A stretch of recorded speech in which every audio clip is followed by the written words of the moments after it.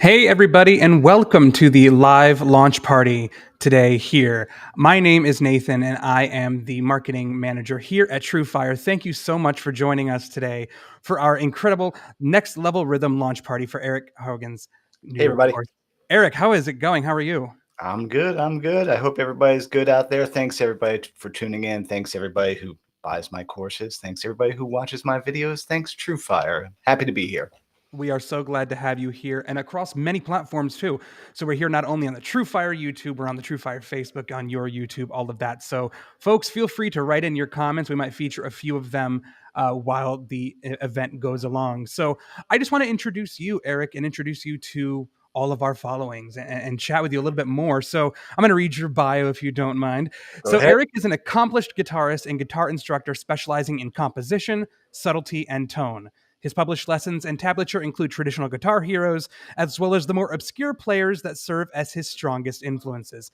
Eric's YouTube channel provides a wide array of music lessons for free and updated weekly. He also offers individual guitar instruction virtually. So now that the formal bio is out of the way, Eric, how about Yeah. you tell everybody about you and how you got started in guitar and your story? Well, man, I'm just a dude who likes to play guitar. I like to talk about guitar. I like to talk about music. I think, this thing has been a lifelong friend to me. And I think it comes across in everything I do, with the YouTube videos and the people that I teach. I'm just like, man, this thing's fun. And sure, it can be complicated, but it definitely is, my mission on earth to make it as simple as possible. What we can do with it is really just try and work with a simple vocabulary and see how much we can squeeze out of chord structures, the cage structures, pentatonics as a starting point, and then see what nice sounds we can make. It's really yeah, that's really how I see it. Very good, very good. So I want to talk a little bit about you. So how did you get your start in guitar? Like what age did you start and how did you know this was something that you always wanted to do? Thanks for that. Let's see. I started back when I was 13. I come from a musical family, so me playing music is not. It's kind of like going to work in the family gas station. My sister's a classical composer and a teacher. My uncle plays orchestral percussion, and my family was all singers and dancers and artists, and then engineers. And so it wasn't music was always around. It was always around, and it was the grunge stuff of the '90s that got me really wanting to pick up a guitar. Maybe is my Mustang in the quiver back there? Where's the Mustang? Where is it? It is. There's my trusty '66 Mustang that a lot of people know me for. Kurt Cobain. And yeah, I played in bands all growing up and just continued to do so. And actually, that's where I learned most of the stuff that I talk about and I teach, from learning songs and playing in bands. I did go to music school. I think music school is awesome. Berklee College of Music was a great program. Very I'm good. very happy for everything that I learned there. I think there's great people there, but it was really actually playing in bands that a lot of this stuff comes from. Very good. Yeah, I know. I've spoken with a lot of guitarists, and they say just really getting out there and playing live is a great educational tool to grow as a guitar player. It's true, if you can. I know that's not a reality for a lot of people. Some people find themselves in the unfortunate position of not having people to play with in their immediate community. My advice for those people is jam tracks, looping, recording your own stuff. Nowadays, we have the ability with a laptop and an interface to make just about any sound you could ever possibly imagine, and sounds you can't imagine, with a MIDI controller and your software. And that's a great way to, feel like you're doing something musical, not just spinning your wheels. Absolutely. That's great. All right. So now I want to discuss with you your series at TrueFire, the Guitar Zen series. And I want to just talk to you a little bit about how it was developed and the thought process that you had for creating this incredible series that so many people love. And yeah, again, thank you to everybody who buys the series. It's huge for me. It's a huge thing for me. The partnership with TrueFire is a significant part of my, it pays the bill. So I thank all of you for that. Me, I'm a firm believer that if you want to get better, play slower. to really give yourself the time to make all the micro adjustments that you need to make to get every note to come out as good as you possibly can. This is a very easy instrument to squonk a note on. And so I'm always and I guess that's where the Zen thing kind of came across. It's like, let's have a simple vocabulary of these structures and the pentatonics. That's a very primal thing. And let's just keep it as simple as we possibly can. Not try and jam things in there. Just try and keep it just very simple motions. A lot of more about listening than it is about um, impressive things. That's kind of my whole thing. Uh, Understood, and that's amazing. Now, one of the things that I wanted to show everybody, and you and I have talked about this before, when it comes to the Guitar Zen series, is this mountain of understanding, which is a great learning visual that I stumbled upon while obviously looking through your website, and I think this is great. Can you tell people a little bit about this and what they should expect? Okay, I gotta give a shout out to my buddy Mike Stearns, who handles all the graphic design and a lot of my web maintenance. He has been essential. Mike, thank you to helping me with all the stuff that I can't do, including making this graphic. Because I think it started as I have the sketch somewhere, but the deal was I was talking with you guys, I remember, about like, how do we help people navigate now that you've made so many courses? Like, which one to start when, which one connects to the other one, and things like that. And that's where the analogy of like, well, really, all of my courses kind of are like a walk in a state park. Like you're gonna see a lot of the same things, but you take this loop and you might get somewhere else. You might see a different vista, see something a different way. You go down this way, you might see the old bridge or the old mill. Whereas at the end of the day, everything is caged pentatonics and then whatever else we can do with that. So I'm like, it is all a recreational thing, because I also feel that like always I have to put out there, this is supposed to be fun. This is supposed to be just a nice thing that we can do. So I'm like, well, I like to go on hikes. I like to walk around in nature. So that's where that came into play. And if you look at it, you can kind of see the caged. If most of y'all have bought the caged course, that's like the main artery. Everything else is kind of an off branch of that. And so that's why if you haven't taken any of my courses, that is the best seller. That's the most comprehensive, kind of introduces all the other little things that you will see along the way. And one thing, everything else kind of branches off of that main trail. And like we all know what that's like. You go to the place and you're like, but what's the trail? What's the one trail I should take that gets me to the nice viewpoint? And you're like, yeah, it's the caged one. That's great. So this is actually kind of leads me into a question that we had that was sent in advance. Is what order should a beginner take the courses? Is this something that they can look at to determine the direction that they should go? Now, you can start with any of them because all of them I make sure that they review the caged thing, that like, there's a C chord, there's a C chord, there's a C chord. Here, let's stand up. There's a C chord, and there's a C chord. And man, I'm really telling you, like every triad, every arpeggio, every inversion, every scale, one way or the other, comes down to that. Did you come from him, him, him, him, or him? All the even things like that. That was just two of the positions connecting to each other. So all of them start with a review of that, and then it's like, okay, then you just get to choose. Do you want to be doing the double stoppy? Then you would do the double stop course. If you wanted one that was more about chord progressions, you would do the playing the changes one. But they, like I said, they all are in the same mountain of understanding. That's great. And I love this thematic for this. I know some people are visual learners, and something like this is definitely great to have. So if you are watching the stream, you can sign up and we can make sure that you can get a copy of the Mountain of Understanding. We will feature it at go.truefire.com/Eric Haugen. We'll make sure that you can download that, and you can also find this on Eric's website. And Eric, if you want to give everybody your website, feel free to do so now. Yep. My website is erichaugenguitar.com, and you can order the course from my website as well. And yeah, you could this as well as a video of me talking about it is on my website as well. Again, thanks to Mike Stearns for all the website work. It's huge. That's It's great. huge. You know, nobody does this alone. Nobody can do everything themselves. You really can't. Now, we actually had a couple questions and we have a little bit of time in between before our next segment. So I wanted to bring up a couple I questions see from the quite a chat. few coming in. I know, it's great. This is a question for you. Which players would be your major influences? Okay, that is a good question. Someone is saying can we invert my camera because it looks apparently people say I'm showing up left-handed. Is that Let, possible to do? let me see if I'm able to do that. I'll let Let's you tweak find out. that Sure.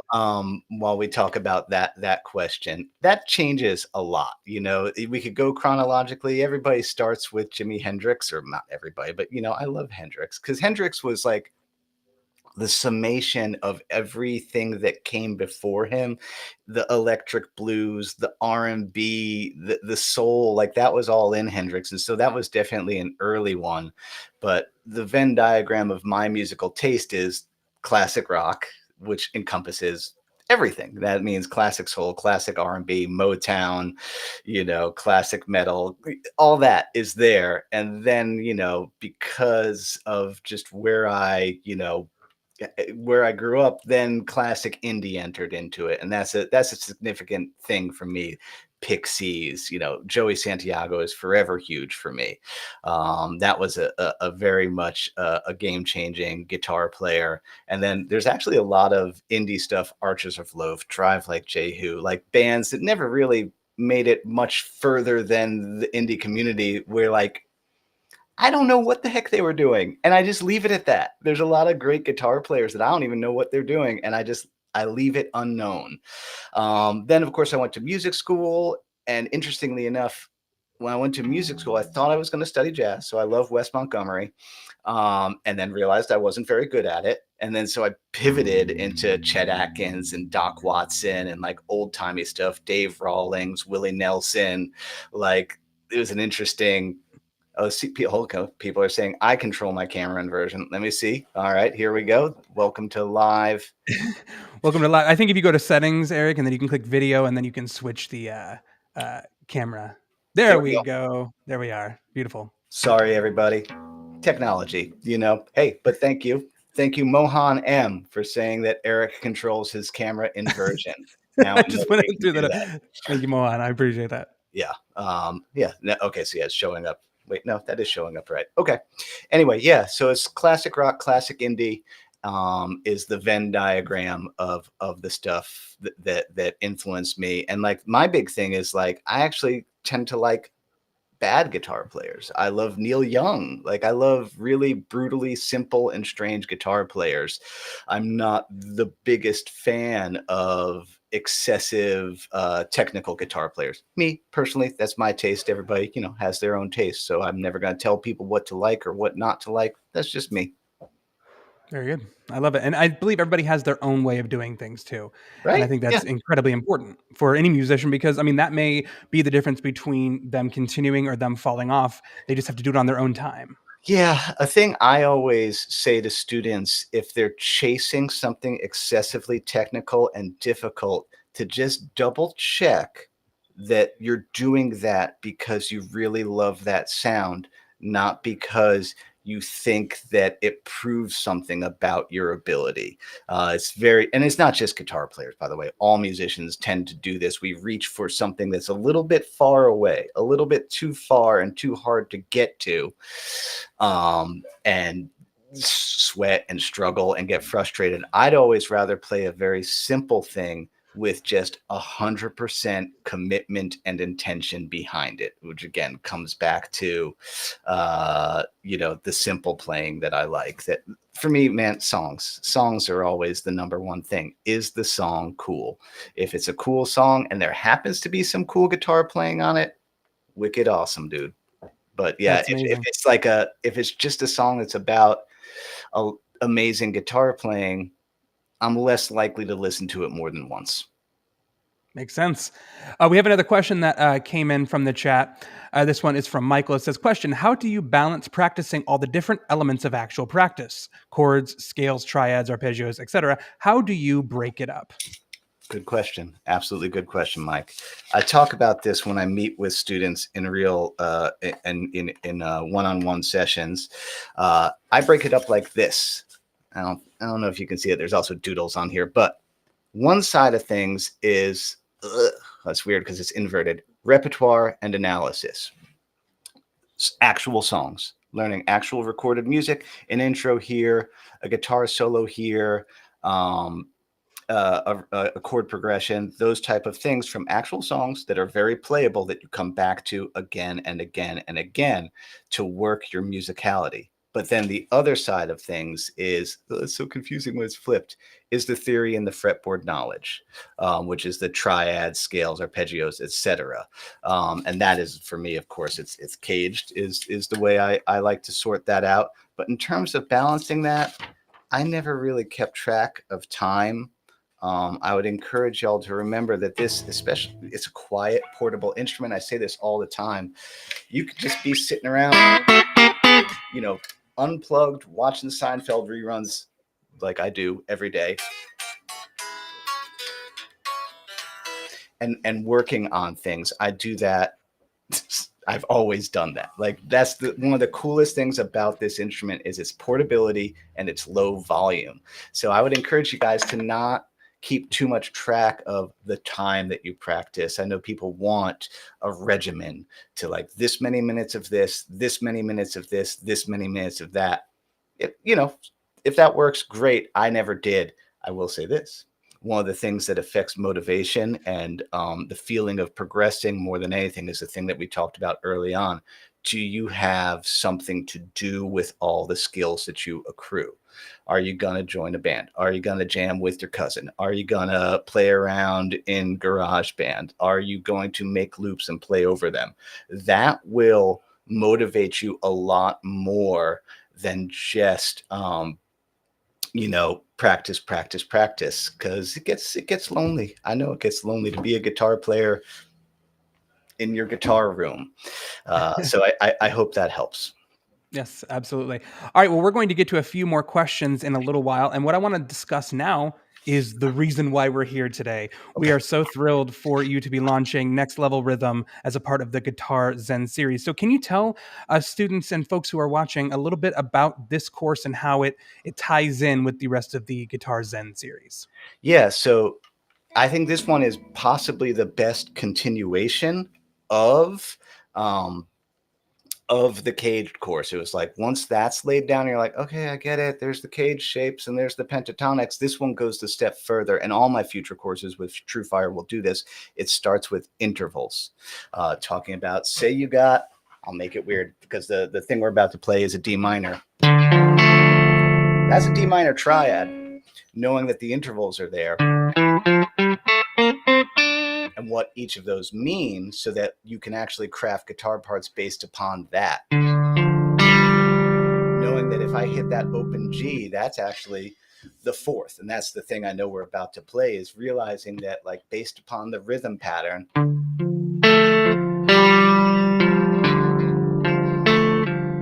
gotta say hey to Joel. Hey, Joel. I see him there. And Joel is pointing out, my guitar matches your glasses. Well, we're very professional here. So it's completely all prepped. But yeah, the course goes into basically the thing with doing a rhythm guitar, right? That's a huge subject. I had to whittle it down into, okay, let's talk about 3 specific progressions, 3 grooves. I talk about that all the time. There's basically mid-tempo rock, halftime rock, and Bo Diddley variants. I'm telling you, every song I've ever transcribed is some way one of those things.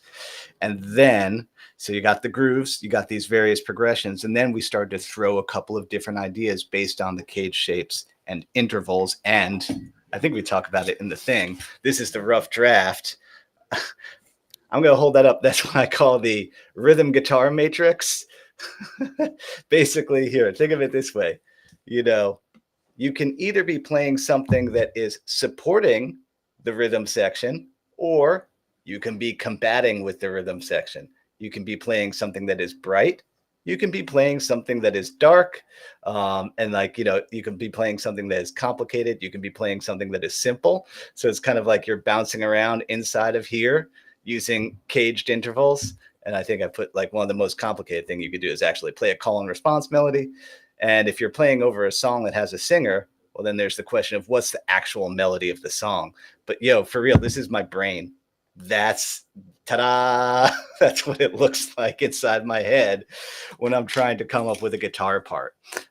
Thinking about those things, bright, dark, agreeing with, fighting against.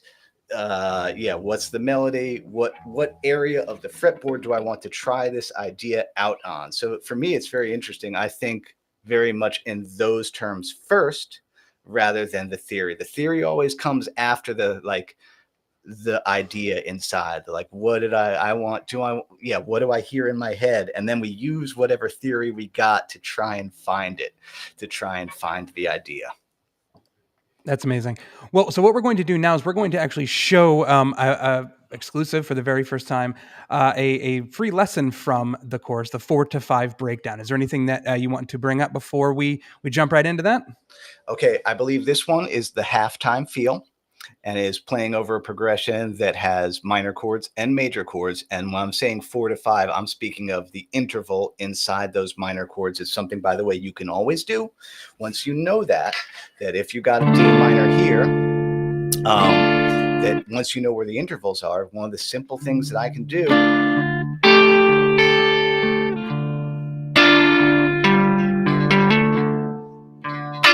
that will always work. It's never going to be bad. It's never going to be wrong. And I can do that, of course, because it's caged. I can do it elsewhere.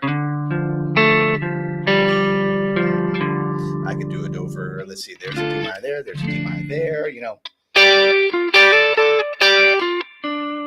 So that's the way I think of things. I wish I could answer all the questions, by the way. I'm so sorry we won't be able to get to all of them. I see them coming in on that side of the screen. We will grab as many of those as we can. We actually, so at the very end of right before we break today, we will run a few more of these questions through. We'll get as many as we can. But we're going to show you all right now an exclusive free lesson from Guitar Zen Next Level Rhythm right here. So let's pull this up.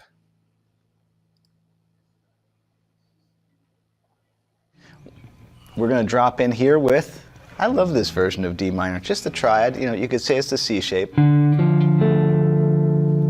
And let's see, I'm going to go. I mean, I know that groove is going.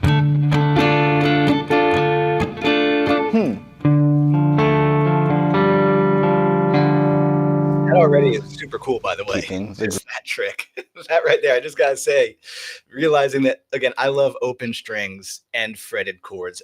This is a Carl Longbottom hollow Stratocaster. It's light as a feather. That's why I love to use it. I actually play it all day long here in the Command Central, and that's why I flew down there to Florida with that one. Okay, you can let it play, though. The groove going, even though I'm not strumming the chord. That's, again, one of the principles of what we're dealing with in this course.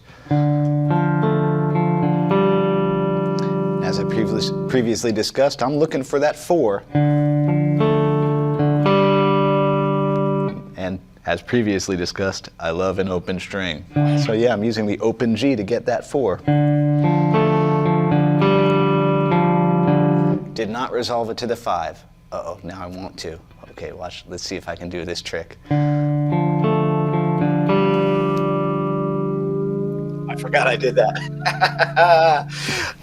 Again, I've said that before. You can only do that on Fenders or Fender-style guitars. Who made this? This is a Carl Longbottom. It's hollow. It's a hollow Strat. That's why you see me using it a lot. It's light as a feather. Good guitar.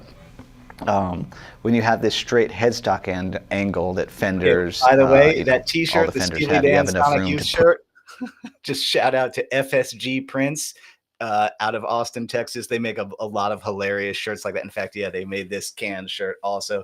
Cool, early German psychedelic krautrock band. But yeah, that's where that shirt comes from. Sometimes people ask about that. The blazer is from Banana Republic Factory Outlet Boys. Okay, anyway, let it roll. Yeah, I feel like I should have been asking, so what were you wearing and what were you feeling at the time? I get emails time to time. Well, again, I watch Seinfeld reruns. I'm like, he's always rocking a blazer. I'm like, okay. Oh, by the way, we had a question real quick, just very off the side. What's your favorite Seinfeld rerun?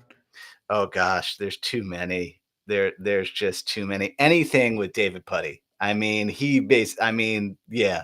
Anything with any of the episodes with David Putty are my absolute favorite. Perfect. Push these strings down to get a full step if you want to. Anyway, that's not in the thing, just cool Fender trick.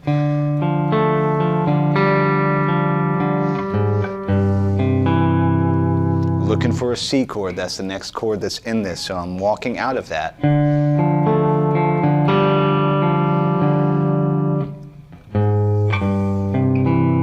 That's right, I did a 4th fret, a chromatic walk down to this version of C. Here's a C, put a G on the bottom. I previously discussed how much I love this voicing of a chord. Again, it's that low, it's a smaller shape, but it's low and chonky. Where's the 2? So that whole first passage, the D minor I'm doing, chromatic. Where's that 2? Back to the D. Not afraid to just go ahead and let that note interact. Then I know a G chord is coming next. Here's a G right here. There's also one right here, which previously I may have talked about how we have a G over here. The caged D shape. This is a little, okay, sure. It's an inversion. It is, there's the B, there's the G, there's the D. Again, for me, it's just, I think of it as the low side of this hard one that's hard to get to. So I'm going to do a chromatic walk to that. That's what I'm doing for that G, that. But it's weird because, yeah, it's the low side of that. Take a detour and talk about that for a second. So, yeah, it's very common with that structure. That like you're like, this is so hard to get to, like, and I absolutely agree. The thing with the cage shapes, they're big shapes, and remember. Oh wait, is my camera the right way? We switched it around. People are saying. I think it might be the video file itself for the actual lesson might be a little bit different for folks. All right. That's not my end. But anyway, yeah, you might not play this. Will play this, and actually a lot of the alternate, like, and maybe I'll make a, by the way, all these questions, thankfully they will be saved, and maybe basically thank you for all these questions. These probably will end up being future YouTube videos because this is market research for what people are curious about. So, realize that, that if I don't get to talk about it right now, we'll just stay tuned because, yeah, I'll talk about it eventually because I love talking about this stuff. But that, like, yeah, you might not play this, but you might play a D, this is G7, G6, G major 7, sus2, 9, minor 7 flat 5, that it holds all of the information. Here, I can get my mic a little bit closer. I mean, I can goose that a little bit for you. And similarly, like, yeah, you get these other shapes down here. There's a first inversion, that'll be a minor. Basically, yeah, even if you don't like one of the cage shapes, realize that, like, okay, say for example, this C, I always teach this one, which is the G shape. You're like, I'm never going to do this. You might not do that, but you will do this.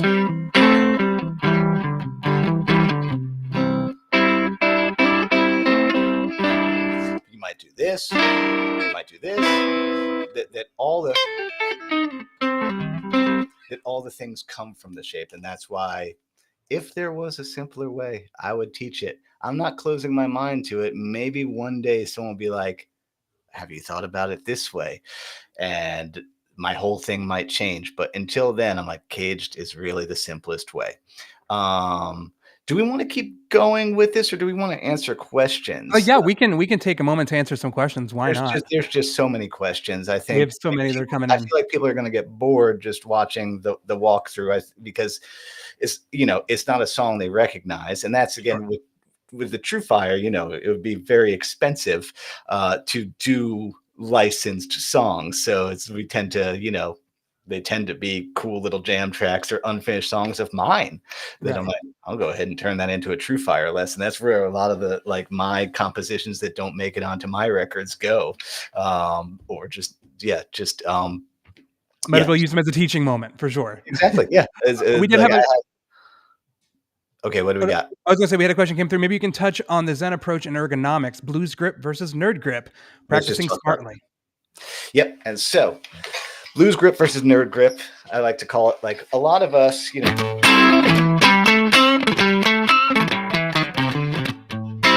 blues grip is, I think we can hear me, is the angle is like that, where the thumb tends to be over and the fingers come in on an angle. That's great for things like that. However, when you have a chord that is too stretchy, like a major 7,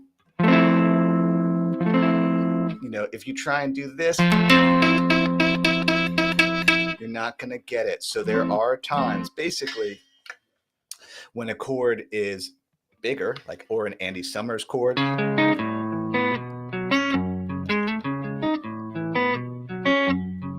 I love Andy Summers so much. He's definitely one of my bigger influences too, because he's so clean and so creative. But yeah, you're not gonna be able to do that blues style.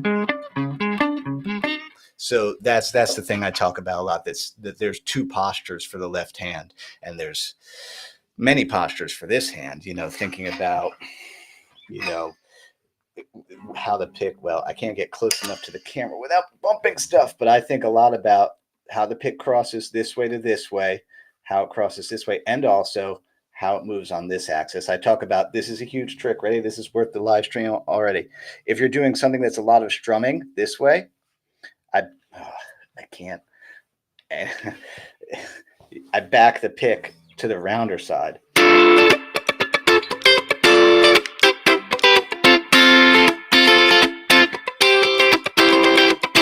So the pick is, instead of being like that, I'm more on the back side. I think you can see it's really hard to stay in frame with it, to do that. That's a big tip about when you have to do type of strumming, to not get it too tangled in the wires.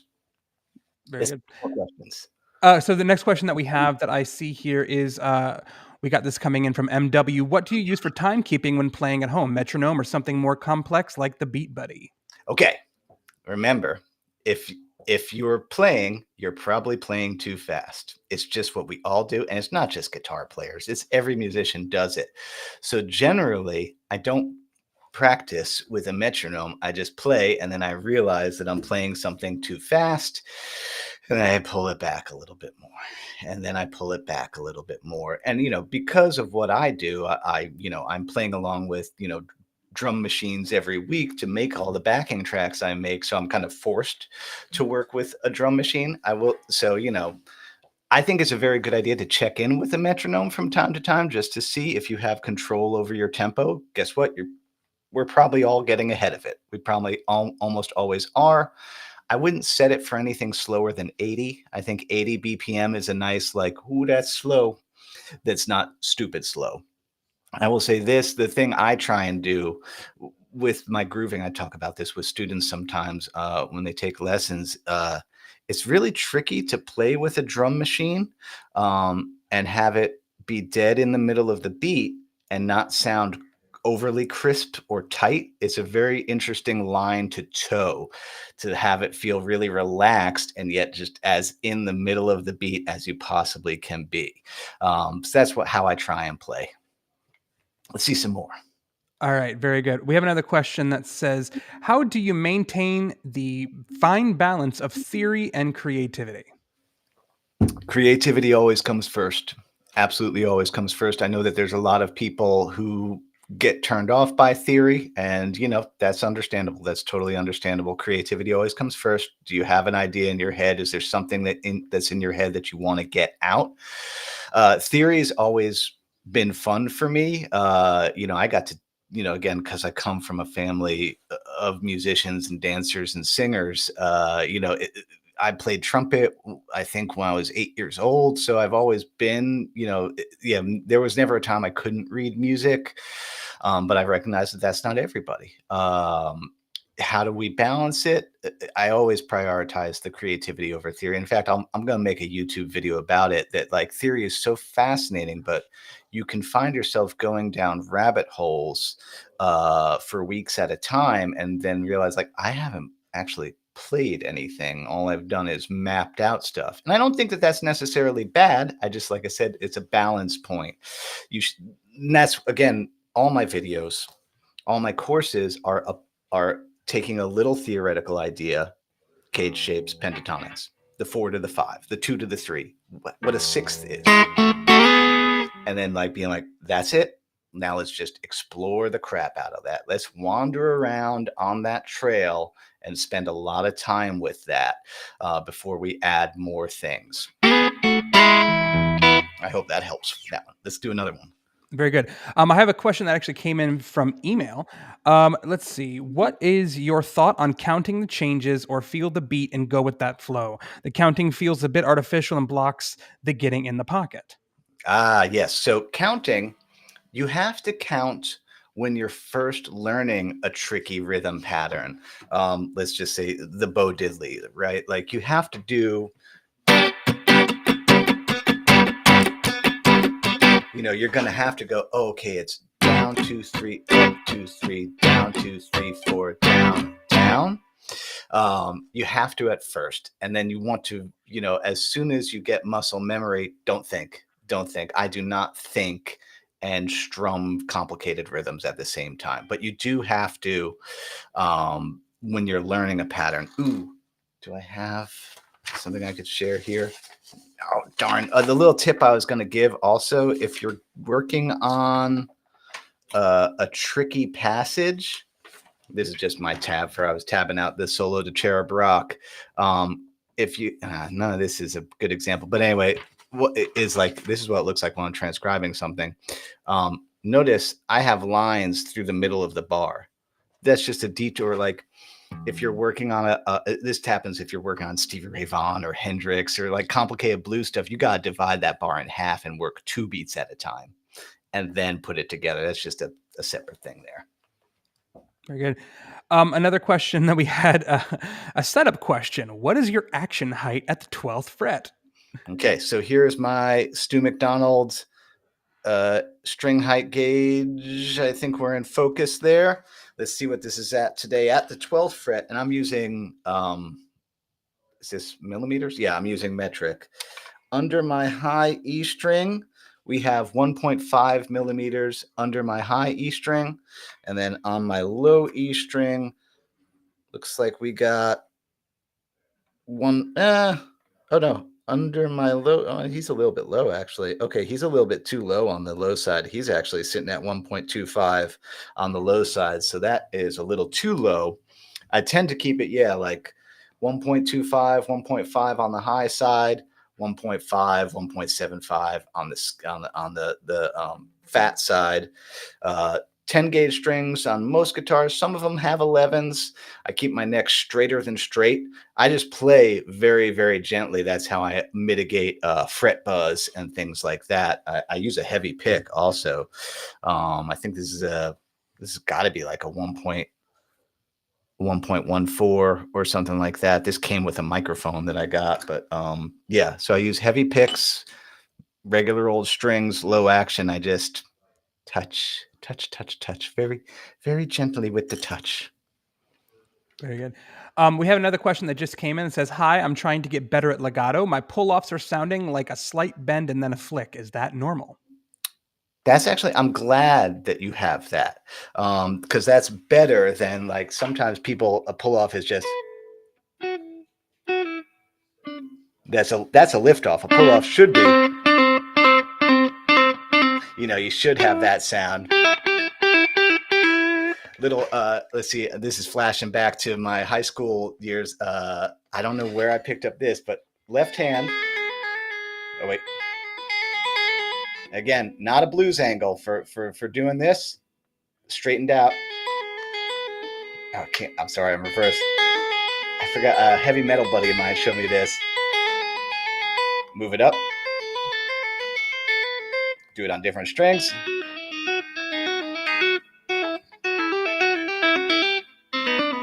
Uh-oh. Okay, anyway. Oh, now I have to.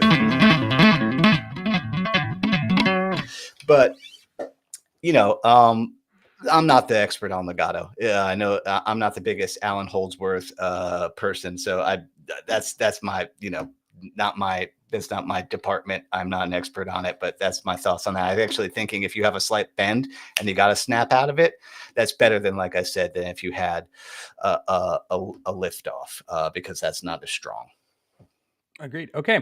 We just had another one came that has come in actually from email, and the question was, what's the best way to integrate learning songs or parts of songs into your courses? Okay, that is a very good question. Again, assuming we have that repertoire that I talked about earlier, you have like songs that you keep coming back to again and again and again, like that you know very well. Those are the thing. Those are the things that you can rethink and repopulate with these new ideas. That like, but again, it's like, yeah, it has to be typically if you're going to do an interesting thing to a chord change, it has to spend a long time on that chord. I would never try to adorn or put something on a song where the chords are changing like every two beats. It's actually cooler if you have a song where why am I playing Harry Styles right now? Whatever, that song's a banger.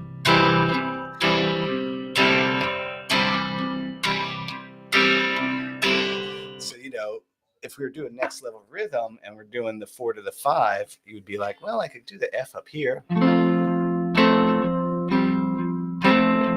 Oh, it has a D minor. Here's the cage C.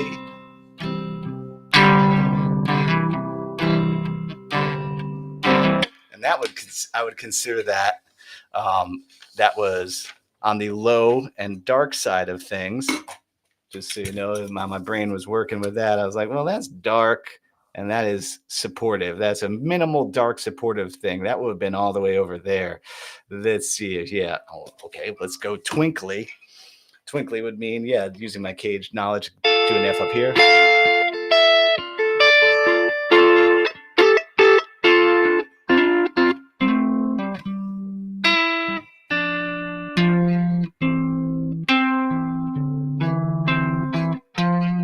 That would be a more twinkly and slightly more distracting type of guitar part. So yeah, you take the simple songs that you know that have the room to try the ideas out in.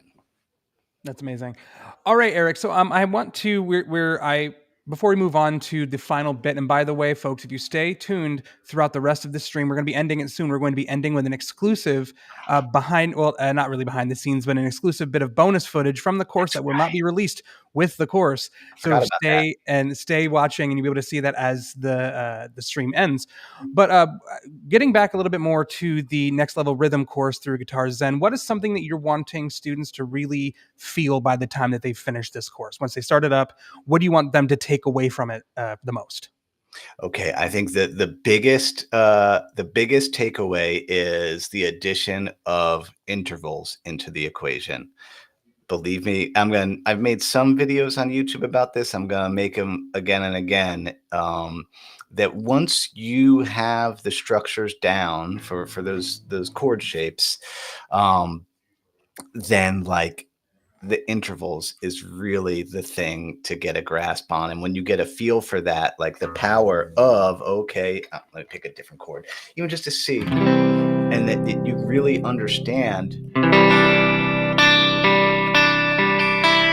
what that D means, what that second feels like I feel like that's the thing I'm gonna try and get across more and more in this next season of my teaching is how important intervals are. Because if you feel the interval, it makes it so you don't have to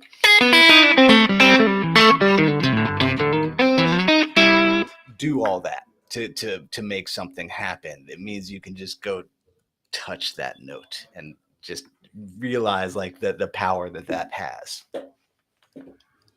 Very good. All right. So if you want to right now, for our followers that are following here on the True Fire side and for your own, let people know how they can purchase the course, how they can follow you, and if they have more questions for you, how they can reach out.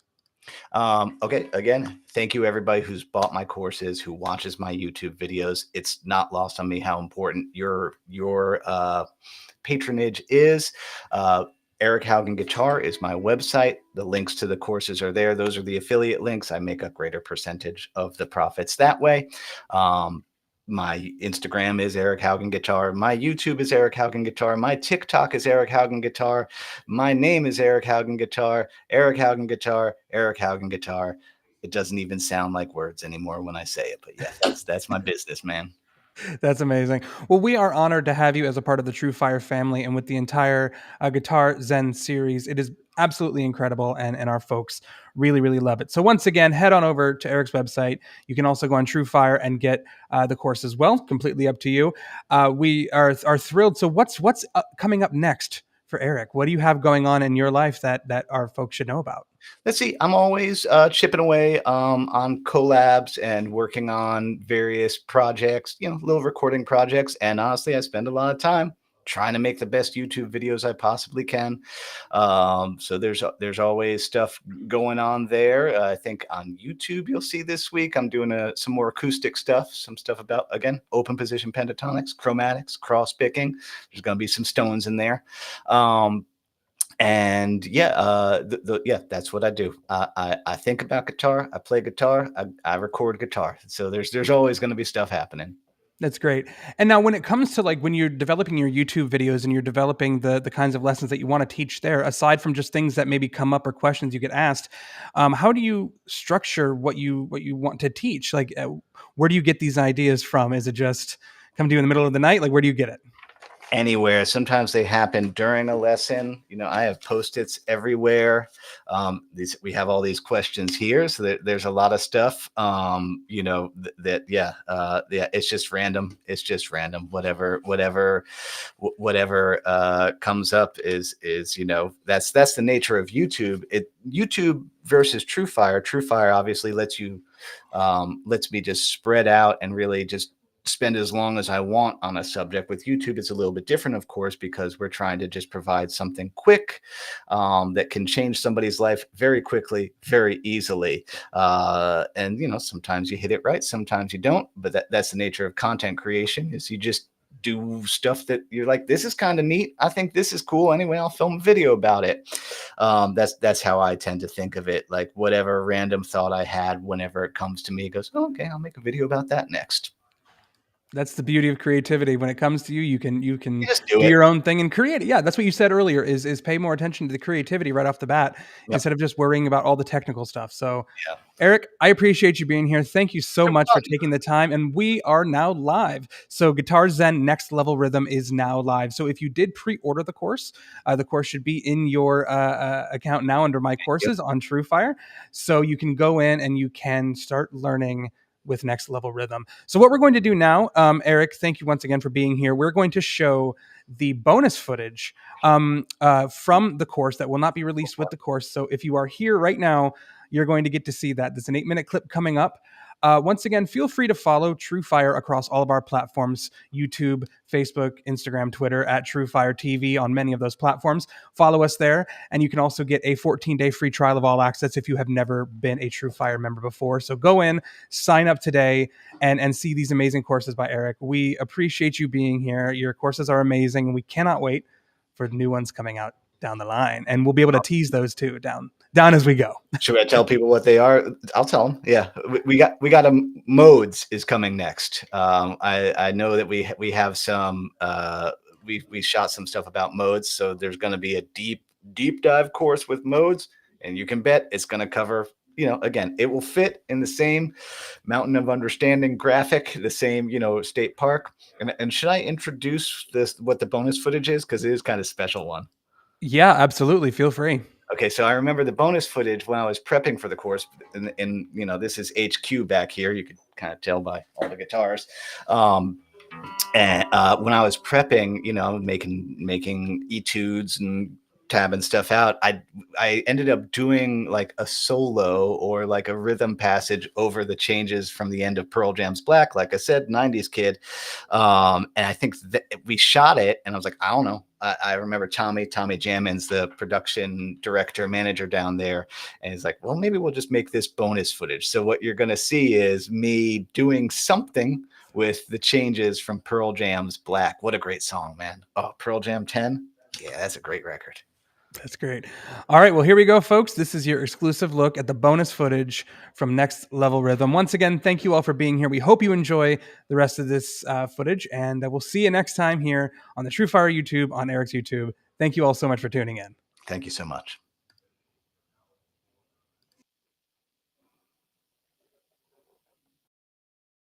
The really cool thing about this progression is E minor, 2, 3, 4, D, 2, 3, 4, C, 2, 3, 4.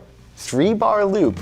That's weird to do that. Usually stuff moves in 4-bar loops. And those chords are actually changing on the 4th beat. E minor, 2, 3, 4, D, 2, 3, 4, C, 2, 3, 4, E, which for this thing that's kind of a lead part, it's kind of a rhythm part, I had to be keenly aware of that when I constructed the thing. So I'm hitting that change every time, which, it's a cool thing to do. So we're dropping in there on a C, down to this 5th fret, 4th fret, that's a G to an F sharp. Because, I'm dropping in on the part of the progression that's on a C. There's a C chord, that's a cage shape. I have courses about it. So I'm dropping in there on that C, landing on that E minor. And I've said this before, whenever I have anything that's a halfway interesting idea, I'm just going to repeat it until I've exhausted it. I don't just move on and go look for something else. I'm like, well, that's cool. Let me see what more I can get out of that. So I start. And because I'm on an E minor now, I'm going to hit a B here. Because here's an E minor. These are cage shapes. I have a course about it. 7, 5, 4. So I'm going to tag this B now and still do the same walk down. But just to be a little bit interesting, you can always kind of change the ending of your idea. Instead, I ended it there that time. I was like, oh, I'm liking where this is going. I keep changing the last note. So now it's on a D. Well, that kind of works because there's the D chord. I do the idea one more time, getting this 9th fret tone, which is, a note from E minor. And also I know that on a C,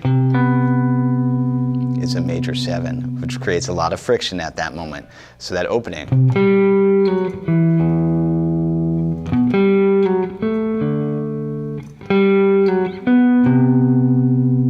And I bend it around.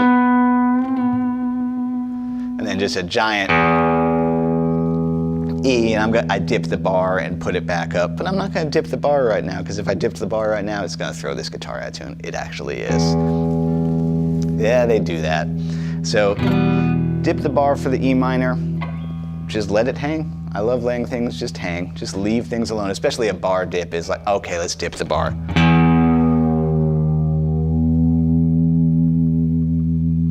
That's an effect. That's absolutely an effect. I won't be so out of tune that you'll notice, but yeah. Then I grab the D chord here. This is one of my pet voicings of chords. If this is a D, here's the next one. You can put the A in the bottom. So I hit the D, and then I just heard this little different melody. But those are still like notes from E minor.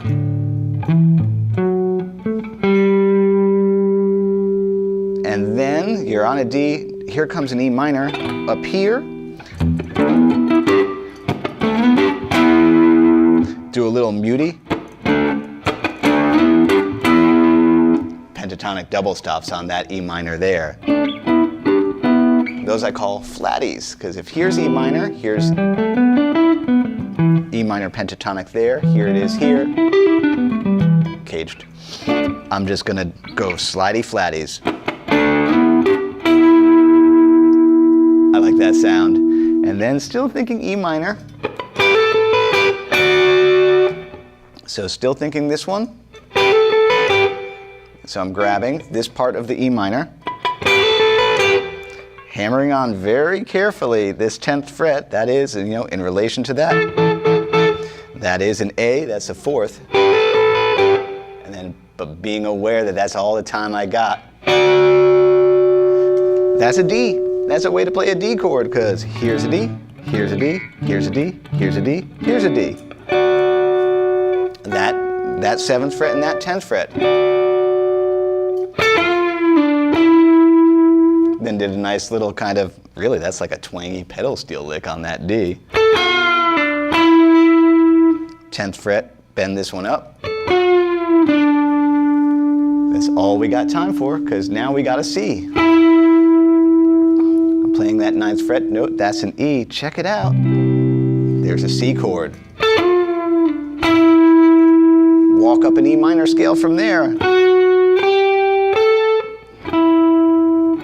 7, 8, 10, and then just doing drony stuff with this high E. But notice, I am keenly aware of that weird accent in the groove.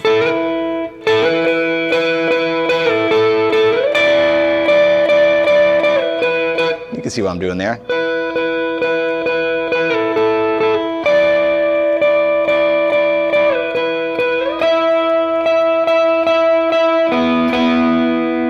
Just let them off so that I can then get really dramatic now. I love being able to get an open string in with something really high. It just makes it really just painful and dramatic and stabby. 16 and 15, but check it. That's an E minor chord. Here's E minor. Here's the next one up. Caged. That's a cage shape. That's a D-shaped E minor, but I'm gonna leave that open in the middle. Looking for a D. Because look, all the way up at 14, 14. There's a D chord.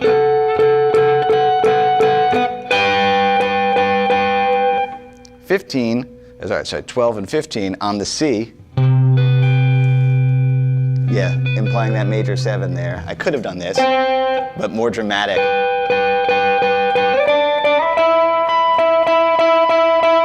So move it forward.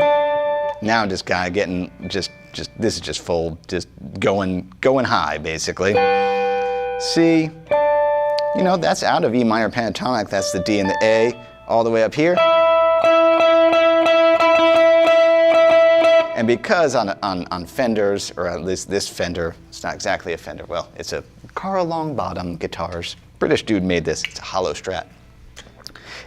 Your intonation gets pretty squirrely that high up, so you're really gonna wiggle it.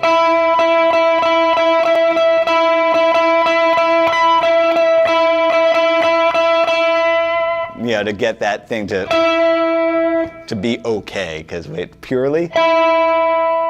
Yeah, I can hear that lower tone. Is what you're looking for, so yeah, that's why you tend to just